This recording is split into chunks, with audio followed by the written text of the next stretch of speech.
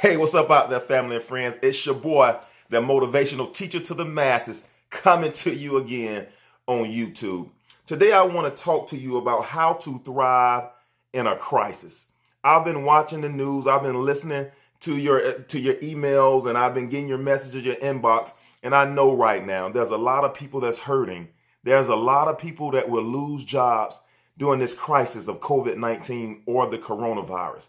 And I know right now that a lot of people are stressing about how am I going to pay my light bill, or how are my kids going to be able to get the things they need necessary for just to live.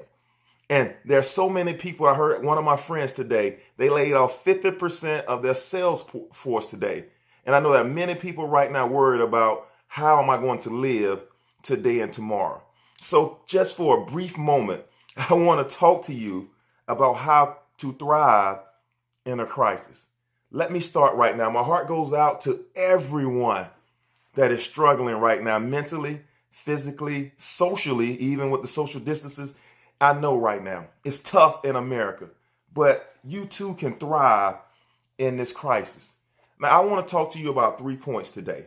Very quickly, 3 points. When I'm going through a crisis, the first thing I have to do is answer, what am I feeling? And guess what, ladies and gentlemen? Sometimes it's okay to have fear. Sometimes it's okay to name that fear, to be anxious or to be nervous or just a little upset about what's going on. It's okay as long as I can be honest with myself and name what I am feeling or name that emotion. Once you decide to give that emotion a name, it now becomes powerless over your life. It's amazing that the first thing in a 12-step program that you have to do, you have to admit that I have a problem. Until we're able to admit that this crisis is affecting us in a certain way, we will never be able to move forward. So let's name that emotion, whether it's fear, whether I'm feeling anxious, or whether I'm feeling depressed from being in the house so long.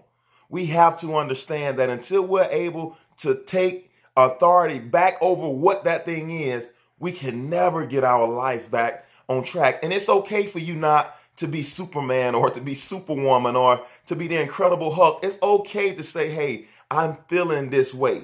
Name that emotion. That's number one. Number two, what is the foundation of that emotion? What is the foundation of that emotion? Am I afraid that I might lose my job and my kids won't have what they need? Am I afraid that I won't be able to make my monthly obligations with my bills and we'll be homeless out on the street? See, we got to name what's the foundation of that emotion, because if we honestly take a good look at ourselves and we're honest with ourselves, that emotion came from something that happened in our past. And this market event with the coronavirus has now triggered that response. The first thing I thought of when the coronavirus came live and they quarantined us is that I started thinking about when Hurricane Opal came through Alabama, and whatever year it was, and my family and I, we were without lights, we were without water, we really didn't have any way to keep food in the house, so we were without a lot of things during the time Hurricane Opal came through. And so the first emotion that I felt after getting this information and knowing we're gonna be quarantined was stock up. And I went into storage mode, and I went into hoarding mode, because I was like, I remember Hurricane Opal, and I said I'll never be in that situation again. So I had to name that emotion of fear, which COVID-19 or the coronavirus triggered me back to Hurricane Opal. And I had to name that emotion. Once I began to name that emotion, and I had to deal with what was the foundation of that emotion, it's at that point where I could then start to take authority. It's not so much really about what's going on in the world, but it's more so about what's going on in me right now. Am I going to stand in faith, or am I going to live in fear? I'm not saying let's not make good decisions. Let's not make prudent decisions. I'm not saying let's go out and be around a bunch of people at one time. I am saying let's make smart, prudent decisions, but let's make decisions in faith. I no longer will fear that I won't have enough food, because why?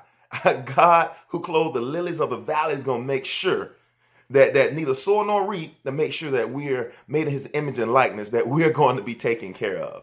So we got to start standing in faith as it relates to that emotion and the foundation of that emotion.